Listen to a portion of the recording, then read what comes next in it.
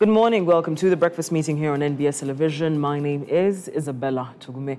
It is the political season, but also the 90 days of oil and mining continue. And our discussion today is revolving around youth for business initiatives and extractives. Now, if I may just briefly give you a quick preamble, Uganda is a home to the most youthful population in the world, with a staggering 23% of the country's population aged between 18 and 30 years old. However, the country's efforts to suppress the spread of COVID-19, while commendable, have not entirely resulted into the disruption of economic activity, but also threatened the survival of micro, small and medium enterprises, which are the main employers of the youth. Now, the mining and oil sector are, among others, have several opportunities for the youth to engage in innovation and entrepreneurship, which have a high multiplier effect on creation of jobs and livelihoods. But how can the youth be helped to achieve this particular goal? Joining me this morning is Mr. Tony Otowa, the Executive Director, Stanbic Business Incubator,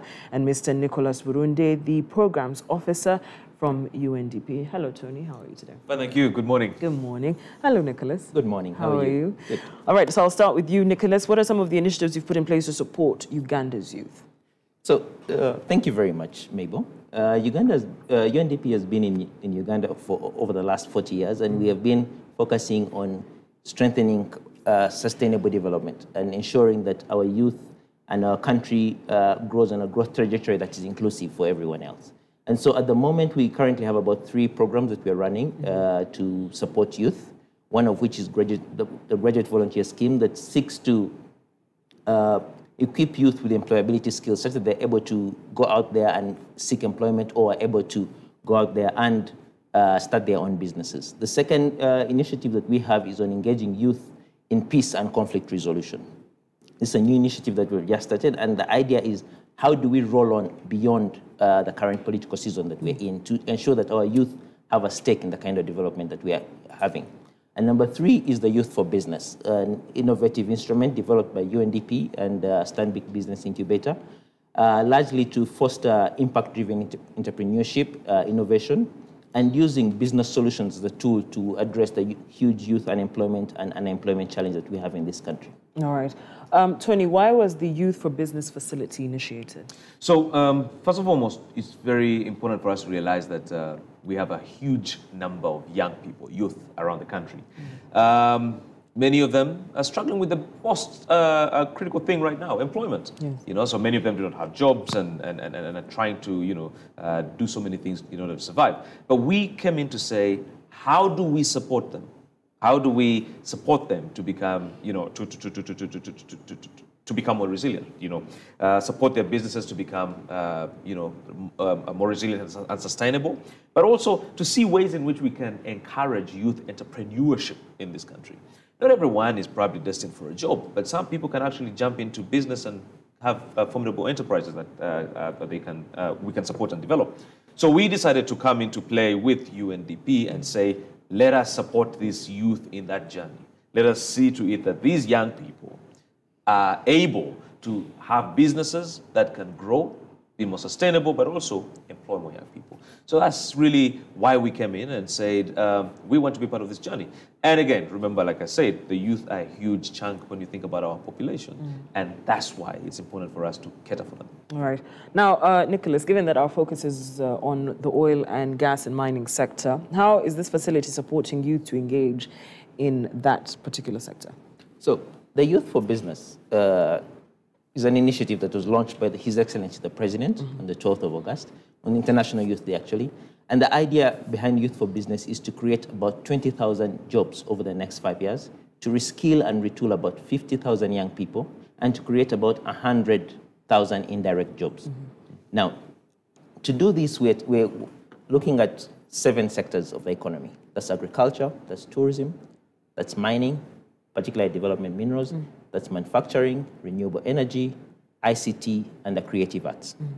Now, when it comes to oil and gas sector, we're not particularly engaged in oil per se, but we're looking at supporting young people with initiatives that can plug into the value chain related to the oil and gas sector.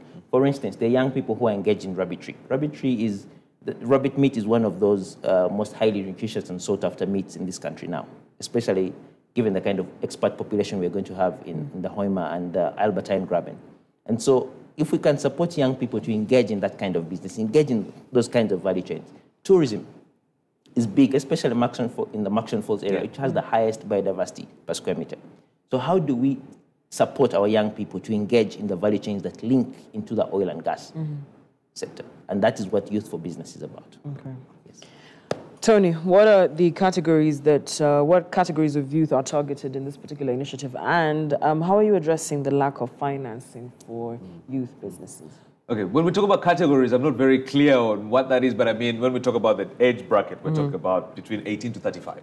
But remember as well, we're not really saying that the business owners have to be between 18 and 35. We're saying, I mean, they could be old like my brother Nicholas here, above 40, but employing a huge chunk of youth. We also encourage that kind of enterprise because at the end of the day, it's about seeing as many youth going through that process or enjoying the benefits of our facility. But in terms of the financing, what we want to do as a bank, and that's why the bank has also come in to say, beyond this seed funding that the UNDP is giving to support these businesses to grow, to expand, and of course the training that the business incubator will give them over this period of time, the bank is coming in to offer cheap financing at 12%. Okay? That is the cheapest you can get in the market. You see, the biggest challenge that many businesses will face or many business people will tell you is access to finance.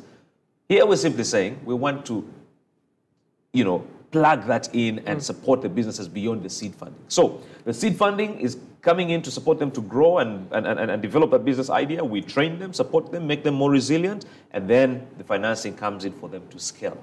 That is what we're coming in with. All right. Nicholas, where can the youth access more information about this Youth for Business facility? So UNDP and Stanbic have tried to provide as much information as possible to the youth through the UNDP website. There's lots of information at www.ug.undp.org. And in there, you can find a lot of information about Youth for Business. Also, you can visit our social media handles on Facebook, on Twitter, and Instagram. You can find lots of information on Youth for Business. The Stanbic Bank branches across the country, they have 77 branches, and we've ensured that all these branches have as much information as possible. We are also using the hubs for the Stanbic Business Incubator. They have 5 hubs across the country, in Mbarara, in Gulu, in Mbale, Kampala, as well as Mbale and Hoima. And so we have provided as much information as possible in each of these areas.